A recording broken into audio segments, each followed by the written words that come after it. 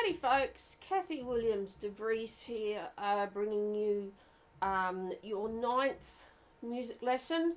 I'm using the Premier Performance Book 1. So far we've learnt notes from C to B flat and also F sharp. We've learned about key signatures, different note lengths, rests, repeats, first and second time bars. We're now going to work on when and where to breathe. Usually you try to breathe at the end of a phrase, and I'm going to demonstrate that. I'm going to play C Song, which is the last song we did in the last lesson, and we'll work out where to breathe. I'm going to loop it. So a nice big breath at the beginning. I'll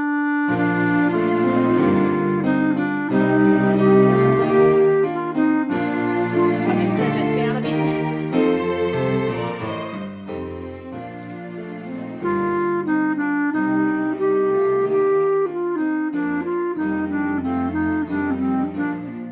Breathe.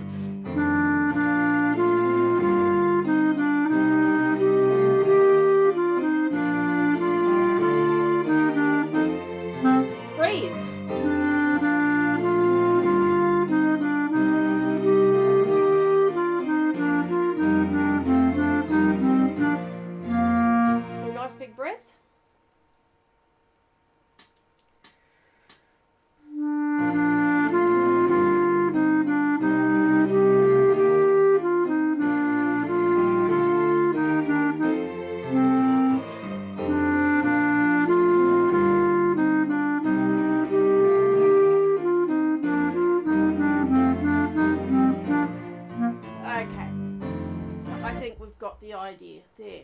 Now I really haven't talked about breathing much yet, but one common thing that happens when you first start playing a wind instrument is that you lift your shoulders and take all the air into the upper part of the chest. Yeah, we don't want to do that because your lungs actually finish down here.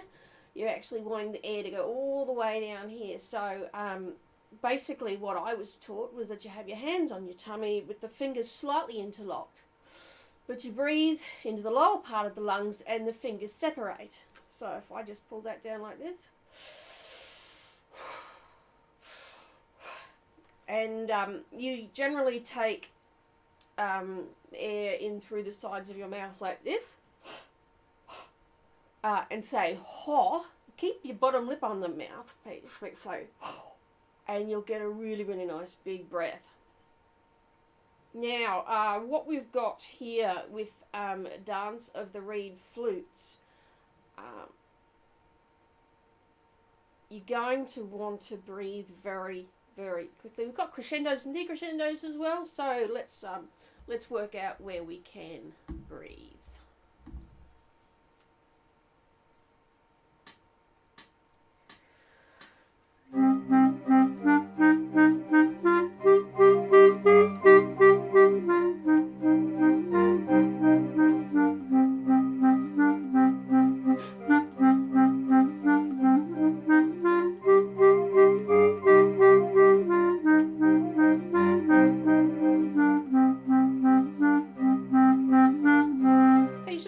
A couple of times.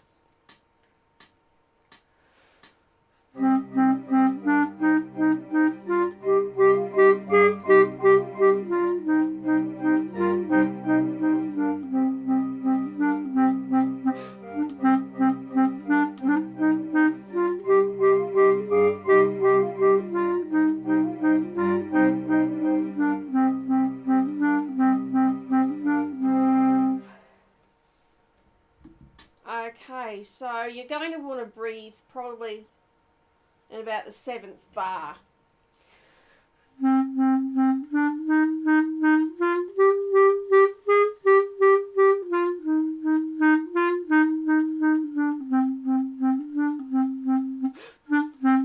There, just before that E.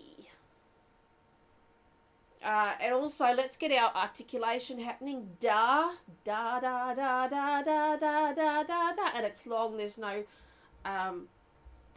staccato mark on the piece.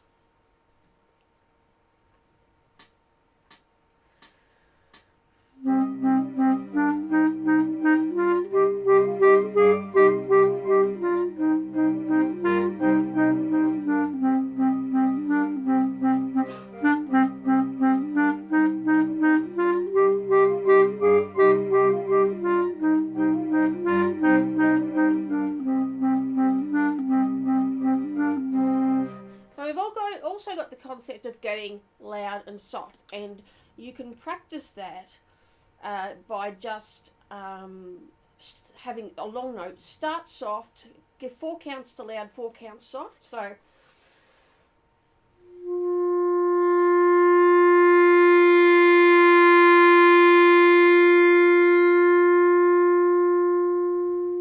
that when you come to a piece like this,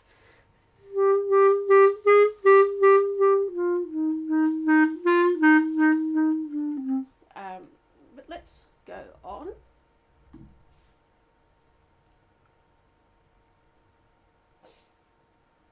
Okay, so this is Little Liza Jane. Now we've got a mixture of stuff. We've got MP, which is moderately soft, and we've got Forte, which is loud. Dynamics come in various gradations. Moderately loud is mezzo forte. That's your general sound. Little touch softer than that, mezzo piano, and a touch softer than mezzo piano is piano. Then you have pianissimo PP, even 3 or 4 piece sometimes. Enough mezzo forte, you go to forte, fortissimo, and that's about as loud as you're ever going to need to get. Maybe the odd triple F here and there. So, Little Liza Jane, we've got a little bit of everything. You need to be able to go from B flat to F. Remembering that from the F to go to the B flat, take the finger off the thumb hole. Let's play that through a couple of times.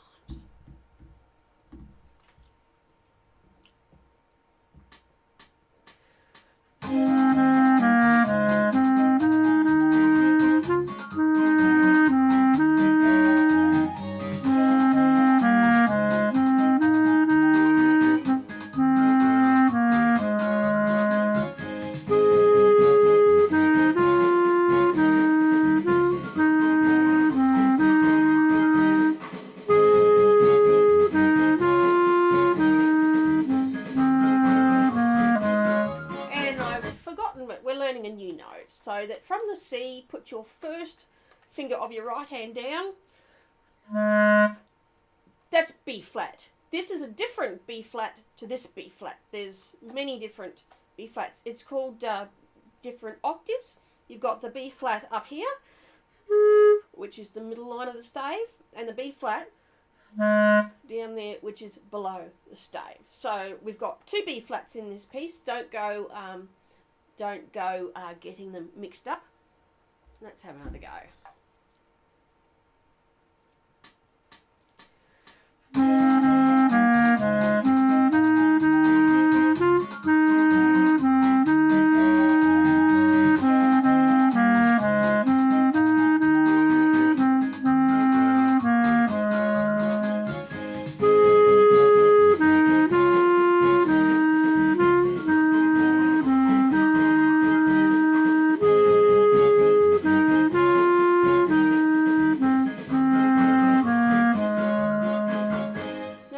To go 8 bars without breathing.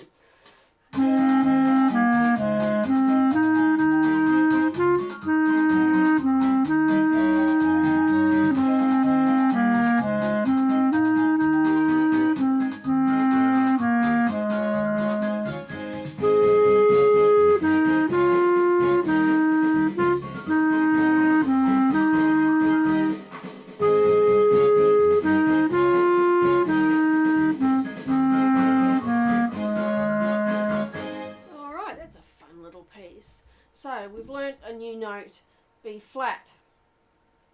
We're going to learn another new note as well, as well as the concept of an accidental.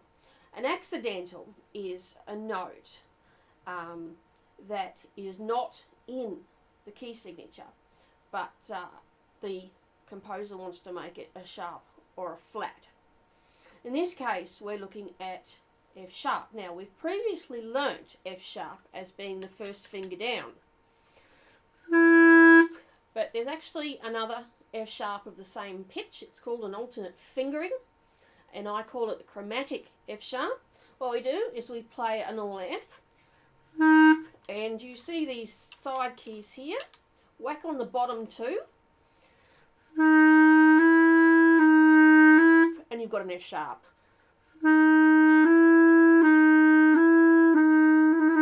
Much easier. We call it a trill fingering. And it's also important that you don't have your fingers jammed up under there, otherwise you'll never get to the F sharp. We use this alternate chromatic F sharp fingering when we come to and from an F. And I tend to use it in other places because I prefer the sound better. It's a slightly more stable sound than the regular F sharp. And it also plays up in the top octave, but we haven't learned any of that stuff yet. We've learned about crescendos. We've now got something that looks like a miniature decrescendo. In fact, it's called an accent. And it is like a miniature decrescendo because you attack the note and die. And we've got a couple of accents in the first and second time bars. Let's play this through. Okay, I'm just going to play it through and then we'll talk. So remember, trill fingering.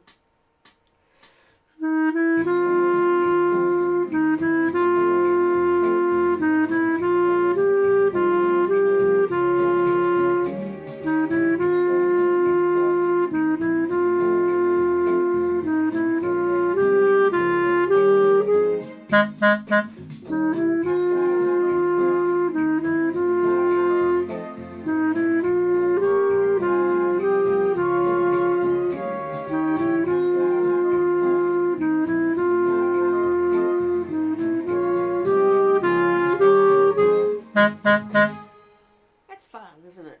So, we want to practice using this fingering as much as possible. Let's play it through again because it's fun.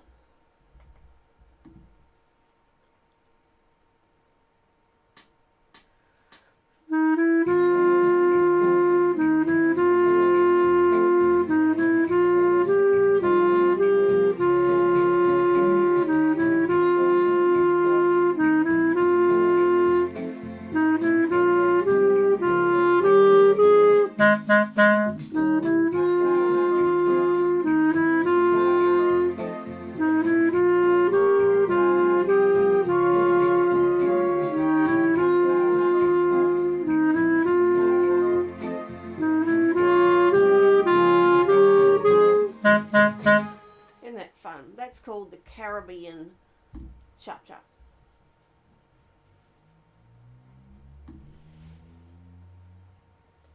Okay, so what we're doing in the next piece, the Wayfaring Stranger, is that we're dealing with quite large leaps. In this case, we're going from D to A. And again, we want to use that rolling motion that we learned from F sharp to A.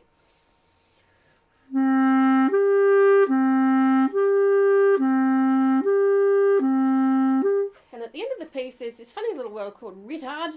Ritard is short for ritardando, or rit for short, meaning that you slow down a little bit. And we have a tempo of andante, which is a moderately slow walking pace. These are all Italian terms that you're going to need to learn in order to be able to play a lot of music. So, D to A. Let's loop it and play it a couple of times. This is Wayfaring Stranger.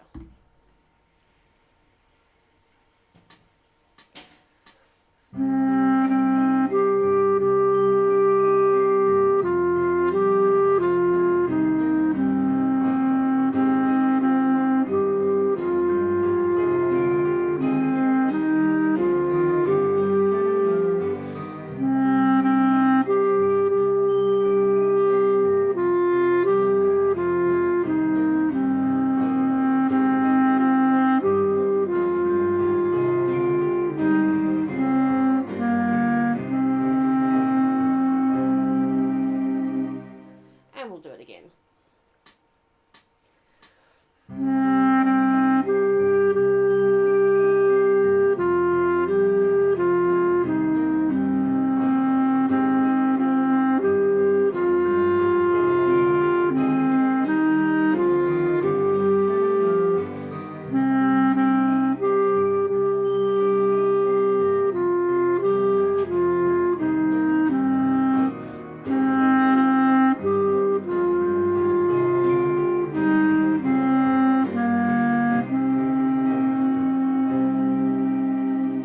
Ritardando meaning that we slow down. There's also another one called accelerando, which is to accelerate. We haven't gotten to that yet. Okay, now we've got a new note. We've learnt B flat. If you swap the first finger for the second finger on the right hand, you've got a B natural. So this is B natural. Now we're dealing with a slur over a few notes. So the first four notes only have the one articulation before the fifth note where you have a staccato. So let's play this for a couple of times. It looks fun. This is a theme from A Midsummer Night's Dream.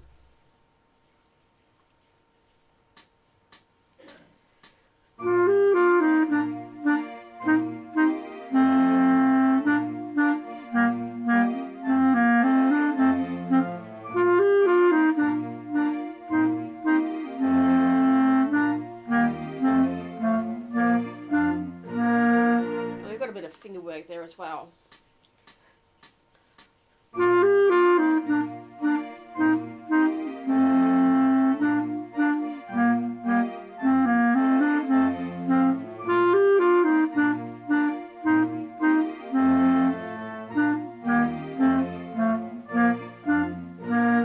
But make sure that you do tongue that E.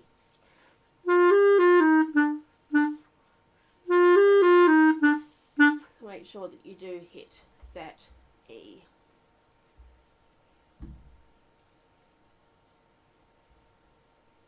Okay, now we're adding in a few more notes. We're going down to a low G. So once you've hit the B natural, whack that first finger back down. That's an A. Whack another finger down. And that's a G. Notice that we've got a couple of Gs, a couple of As, and a few Bs. These are the different octaves of the clarinet, and there's several more up a little bit high. Because you know how on a piano, you know, all the notes are there. You know, C, C, D, D. Same on the clarinet. It's just a little bit different because it's not a piano, and it's a little bit different because it's not a flute and recorder in that it doesn't go straight up the octave like the flute and recorder do. So, it's me, oh Lord. Now, we're looking at the key signature. We've got in the key signature an F sharp. Even though there isn't an F in the piece, the key is still in the key of G. That's where it finishes. You can generally tell what key a piece is in by how it finishes. If it finishes on the note or a related chord note. Hope I'm not losing anyone.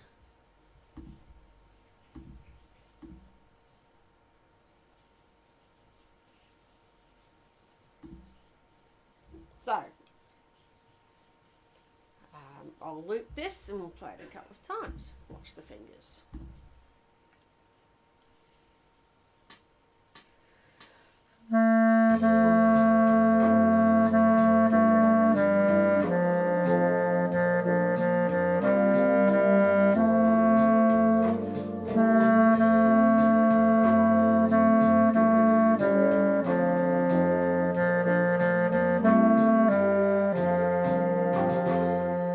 Again.